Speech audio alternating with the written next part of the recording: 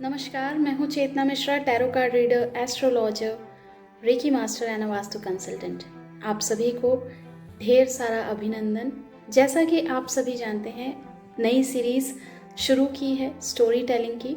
आज अपनी दूसरी कहानी उन स्टोरीज़ के साथ आपसे फिर बात करूँगी।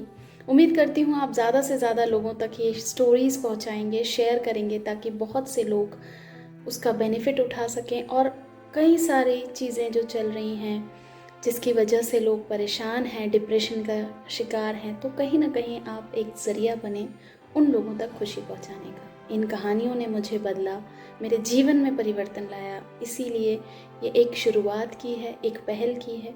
तो आज हम बात करेंगे उस कहानी पर जिसमें कर्म की महिमा बताई गई। कर्म, श्री कृष्ण जी ने भी कहा कर्म प्रधान बने, अपने कर्म करें।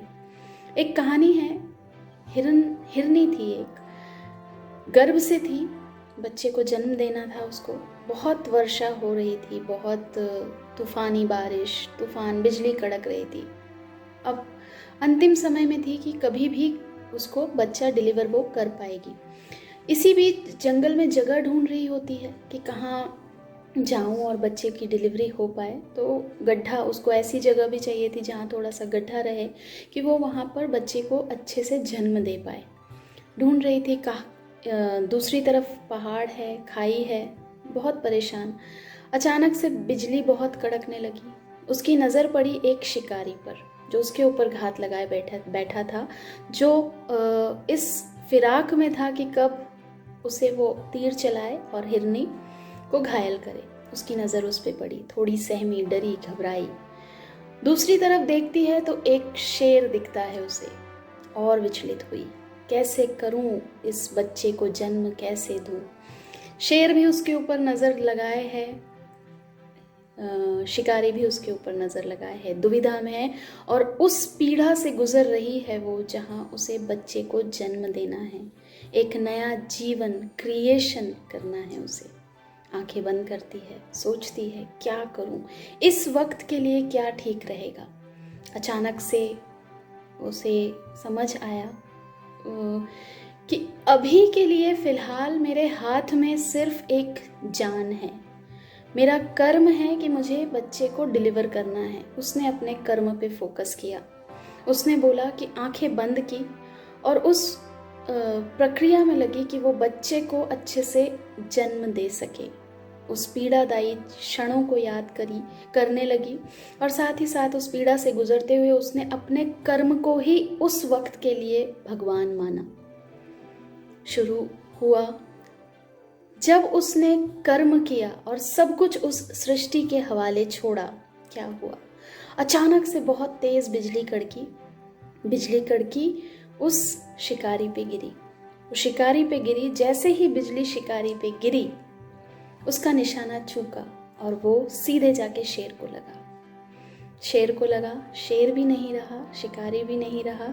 उस हिरनी ने बच्चे को डिलीवर किया, अपने कर्म को श्रेष्ठ उस वक्त के लिए माना, सब चीज़ें कुदरत पे छोड़ दी और एक नए जीवन की उत्पत्ति की, नया जीवन दिया उसने। इसी तरह श्री कृष्ण जी ने भी महाभारत में रणभूमि में अर्जुन को जब भ्रम हुआ तब उन्होंने यही कहा कि तुम किसी चीज़ पर ध्यान मत दो, तुम सिर्फ, तुम्हारा डोमाइन जो है, तुम्हारा हाथ में जो है वो है तुम्हारा कर्म, तुम सिर्फ वो करो, बाकी सब मुझ पर छोड़ दो। यही हाल, यही सीख हम सभी को लेना चाहिए।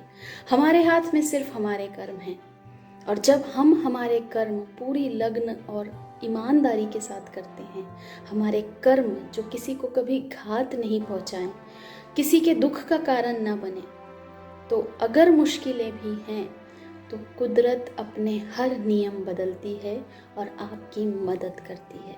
ये मेरा पर्सनल एक्सपीरियंस है जो मैं आपके साथ शेयर कर रही हूँ। स्टोरी तो एक माध्यम है, लेकिन वाकई में हम जिस वक्त से सिर्फ अपने कर्मों पे ध्यान देने लगे, तब जब हम जो काम करेंगे उसी वक्त के लिए वो पूजा बन जाती है। उम्मीद करती हूँ ये स्टोरी आपके जीवन में थोड़ा सा बदलाव लाएगी, थोड़ी सी पॉजिटिविटी बढ़ाएगी। पॉजिटिविटी के डोज लेते रहें।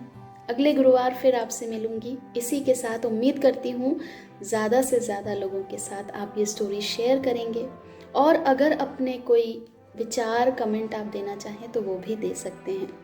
चैनल को सब्सक्राइब एंड लाइक ज़रूर करें। सोल हीलिंग विद चेतना। नमः शिवाय।